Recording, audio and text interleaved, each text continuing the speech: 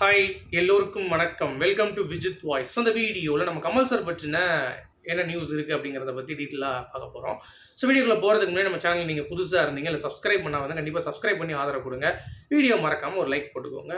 நான் கமல்ஹாசன் சேனல் என்ன ஆச்சுன்னு சொல்லி கேட்டிங்கன்னா, நான் ஏற்கனவே சொன்ன மாதிரி ஒரு இம்ப்ரெஷன் அப்படின்னு சொல்லிட்டு யூடியூப்பில் ஒன்று இருக்குது. அதாவது புதுசாக வரவங்களுக்கு நிறைய ப்ரொமோஷன் வந்து கொடுக்குறாங்க. பழைய சேனல்ஸ்லாம் வந்து பார்த்தீங்கன்னா யூடியூப் வந்து அவ்வளோ ப்ரொமோட் பண்ண மாட்டுறாங்க. ஸோ அதனால் கமல் சாருக்கு வந்து ஒரு நியூ சேனல், அது மட்டும் இல்லாமல் கொஞ்சம் ஏதாவது டாபிக்ஸ் இருக்கும்போது பேசலான்ற மாதிரி இந்த சேனல் உருவாக்கியிருக்கேன். அதனால் கமல்ஹாசன் பண்ண மாட்டீங்களான்னு இல்லை, அங்கேயும் பண்ணுவேன். அங்கே வந்து வாரத்துக்கு ஒரு வீடியோ பண்ணலான்னு பிளான் பண்ணியிருக்கேன். இங்கே வந்து டெய்லியும் வந்து பார்த்தீங்கன்னா கமல் சார் பற்றி எக்ஸ்க்ளூசிவ் அப்டேட்ஸ் வந்து வரும். ஸோ நான் சப்ஸ்கிரைப் பண்ணி வச்சுக்கோங்க. இப்போ நம்ம வீடியோக்குள்ளே கண்டிப்பாக போகலாம். ஸோ இன்றைக்கி வந்து பார்த்தீங்க அப்படின்னா 37 வருடங்கள் அபூர்வ சகோதரர்கள் அப்படிங்கிறப்பயே மிகப்பெரிய ஒரு விஷயமாக பார்க்கப்படுது. இதில் வந்து சித்தார்த் அவர்கள் ரொம்ப சூப்பராக வந்து பேசியிருந்தார். என்னென்னு பார்த்தீங்கன்னா, நான்லாம் வந்து 9 வயசு இருக்கும் எனக்கு அந்த படம் பார்க்கும் பொழுது. அப்போ 9 வயசில் கமல் சார் வந்து அந்த ரிங்கை வந்து கலட்டிட்டு அவங்க போகும்போது அவர் ரியாக்ஷன் கொடுப்பார். அப்போல்லாம் வந்து நான் வந்து கதறி அழுதுருக்கேன் அப்படின்ற மாதிரி நடிகர் சொல்லியிருக்காரு. யார்? சித்தார்த். ஓகே. ஸோ அந்த அளவுக்கு ஒரு தாக்கம் ஏற்படுத்தின படம் தான் வந்து அபூர்வ சகோதரர்கள் அப்படிங்கிறது உங்கள் எல்லாத்துக்குமே தெரியும். அதே மாதிரி வில்லனாக நடித்த ஒரு 4 பேரில் நாகேஷ்லாம் வில்லனாக பண்ணுவாரா அப்படின்னு சொல்லிட்டு அந்த காலத்தில் வந்து எல்லாரும் வந்து யோசிச்சிருக்காங்க. அது எப்படி அவர் பண்ணுவார், அவர் பண்ணுறதுக்கான வாய்ப்புகள் அப்படிங்கிறது கிடையவே கிடையாது அது யோசிச்சிருக்காங்க. ஆனால் நாகேஷ் அவர்களை வந்து பார்த்தீங்கன்னா அந்த படத்தில் வில்லனாக வந்து கொண்டு வந்திருக்காங்க அப்படிங்கிறது பார்க்க முடியுது. இந்த மாதிரி நிறைய இம்ப்ரூவைசேஷன் அந்த படத்தில் வந்து பண்ணியிருக்காங்க அப்படிங்கிறது பார்க்க முடியுது. அது மட்டும் இல்லாமல் இதெல்லாம் யோசிச்சு பார்த்தீங்கன்னா, கவிதா இளையா கிருஷ்ணன் ஒருத்தர் இருக்கார்ல, அவர் வந்து பார்த்தீங்கன்னா யார் நடிப்பா அந்த மாதிரி உள்ள கேரக்டரு? அமிதாப் பச்சன் கூட அதை வந்து பண்ணவே முடியாது அவர் பண்ண வேரியேஷனில். ஏன்னா அந்தளவுக்கு வந்து இந்த படத்துக்காக அவர் வந்து எஃபர்ட் போட்டிருக்காரு அப்படின்றது. சரி, இந்த படத்தோட டேரக்டர் என்ன சொல்கிறாரு தெரியுமா? சங்கீதம் சீனிவாசராவ். இந்த படத்துக்கு கமல்ஹாசன் அவர்கள் 9 மணிக்கு ஷாட் வந்துட்டார் அப்படின்னா, அடுத்தவங்களுக்கு ஷாட், அதாவது நாகேஷாக இருக்கட்டும் இல்லை வந்து அந்த படத்தில் நடித்தக்கூடிய ஆட்களாக இருக்கட்டும் 11 மணிக்கு தான் ஷாட் இருக்கும். ஆனால் 9 மணிக்கு அவங்களும் வந்திருப்பாங்க. ஏன்னா கமல்ஹாசன் அவர்கள் அவ்வளோ எஃபர்ட் போட்டு பண்ணுறாரு.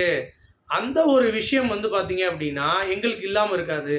அவரோட டெடிகேஷன் அட்லீஸ்ட் கொஞ்சமாச்சும் நாங்கள் மேட்ச் பண்ணி கடைசி அந்த மனுஷனுக்காக நாங்கள் வந்து உட்காரணும், அதுதான் எங்களுடைய தர்மம் அப்படின்ற மாதிரி சொன்னாங்க. எனக்கே ஷாக் ஆகிடுச்சு. என்னடா ஒவ்வொரு செட்டே வந்து உட்காந்துருக்கு கமல்ஹாசன் அவர்களுடைய டெடிகேஷனை பார்த்து அப்படின்ற மாதிரி அவர் வந்து பேசியிருந்தார்.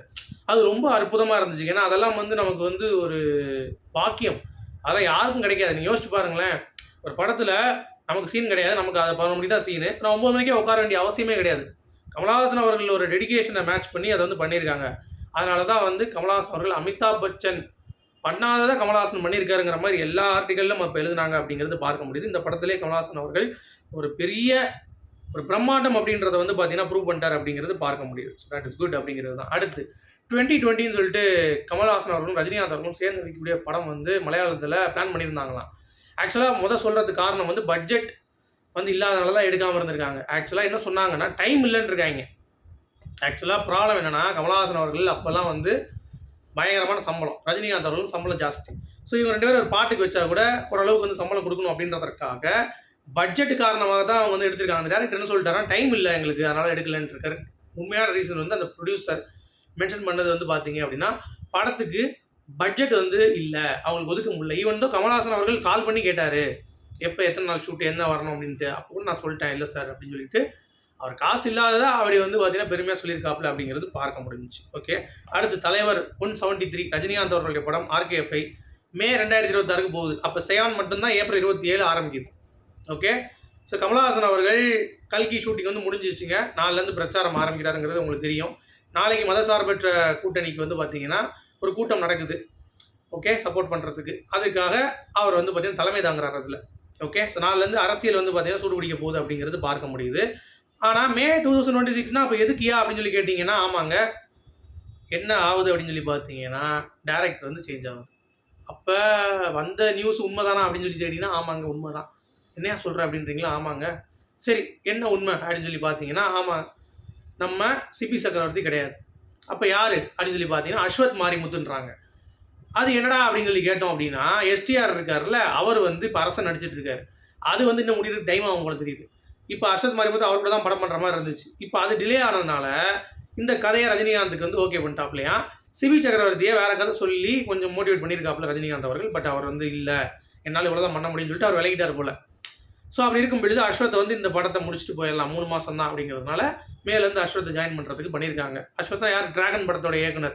ஸோ புதுமுக இயக்குனர் தான். ஆனால் சிபி சக்கரவர்த்தியும் வந்து அந்தளவுக்கு பெரிய இயக்குனர்லாம் கிடையாது, டான் தான் எடுத்தார். அப்படிங்கிறப்ப பெரிய சேஞ்ச் இல்லைன்னு வைங்களேன். பட் இருந்தாலும் இந்த படம் ஏன் இப்படியே ஆகிட்டு இருக்கு கமல்ஹாசன் அவர்களுக்கு அப்படின்றது தான் எனக்கு கொஞ்சம். ஏன்னா ஆர்கேஃபேல தான் டக்கு டக்குன்னு 2 தான் மாறிட்டு இருக்கு அப்படிங்கிறத பார்க்கும்போது கொஞ்சம் வருத்தமாக இருக்குது அப்படிங்கிறது தான். இதில் டிலே தான்ப்பா, ஆனால் வந்து டேரக்டர்லாம் மாறலப்பான்ற மாதிரிலாம் சில பேர் சொல்லிட்டு இருக்காங்க. அதனோட உண்மைத்தன்மை நமக்கு வந்து இன்னும் தெரியல.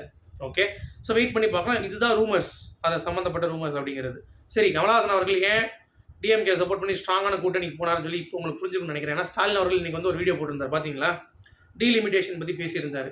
அதில் பிஜேபி அரசுக்கு இறுதி எச்சரிக்கை வந்து கொடுத்துருந்தார் அப்படிங்கிறது பார்க்க முடிஞ்சிச்சு.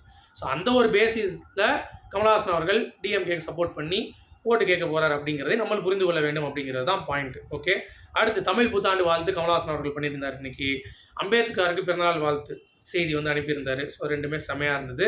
அவருடைய ஸ்டைலில் எப்பயுமே வந்து பேசுவார்ல, அந்த மாதிரி பேசியிருந்தார். அப்புறம் KS-237 ஏப்ரல் 14 அறிவிப்பு வரும் அப்படின்னு சொல்லி ஒரு விஷயம் வந்து இருந்தது. பட் இது வரைக்கும் அறிவிப்பு வரல. ஸோ இப்போ ஆர்கேஎஃப்ஐ படத்தை விடுங்க, ரஜினிகாந்த் படம், KS-237 அன்பறிவு படம் என்னையாச்சு அப்படின்ற மாதிரி இருக்குது. ஏன்னா ஏப்ரல் 14 ஒரு அறிவிப்பு வரும்னு சொல்லி பேசியிருந்தாங்க. ஸோ நானும் வந்து வெயிட் பண்ணிட்டு இருந்தேன், ஏதாவது வந்து இருக்கும் அப்படின்னு சொல்லிட்டு பார்த்தா கடைசி கர்ச்சிப் எடுத்து அப்படி தூக்கி வச்சுட்டு ஒன்றுமே இல்லைன்ட்டாங்க, வடிவேல் காமெடி மாதிரி. அப்போ அட்லீஸ்ட் ஏப்ரல் எண்ட்லேயாச்சும் படம் இருக்காயா, ஸ்டார்ட் ஆகுதா அப்படின்னு சொல்லி நமக்கே தெரியல. ஸோ மே 4க்கு அப்புறம் தான் தெரியும்னு சொல்கிறாங்க. இப்போது மொதல் ஏப்ரல் எண்டுன்னாங்க. எனக்கு தெரிஞ்ச அன்பறிவு மூவி இழுத்துனே போகுது அப்படிங்கிறது எனக்கே ரொம்ப வருத்தமாக இருக்குது அப்படிங்கிறது தான். ஏன்னா சொன்ன டேட் டைமே வந்து பார்த்தீங்கன்னா அவங்க மேட்ச் பண்ண மாட்டாங்க அப்படிங்கிறது பார்க்க முடியுது. அடுத்து 47 வருடங்கள் நினைத்தாலே இனிக்கும்.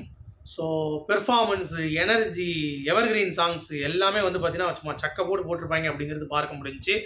ஸோ 47 வருடங்கள் ஆயிடுச்சு அப்படிங்கிறது ரஜினிகாந்த் அவர்கள் கூட நடித்த படம் கமல்ஹாசன் அவர்கள் அப்படிங்கிறது தான் பாயிண்ட். ஓகே, அடுத்து ஏப்ரல் 15 சேலத்தில் சிவநாயக்கன் பட்டியில் வந்து பார்த்தீங்க அப்படின்னா ஒரு பேரணி பிளான் பண்ணுறாங்க. அதில் வந்து தலைமை ஏற்பதற்கு கமல்ஹாசன் அவர்கள் போகிறார். ஸோ அரசியல் பிரச்சாரம் ஆரம்பம் அப்படிங்கிறது தான் பாயிண்ட். உங்களுடைய கருத்துக்கள் மீண்டும் சந்திப்போம்.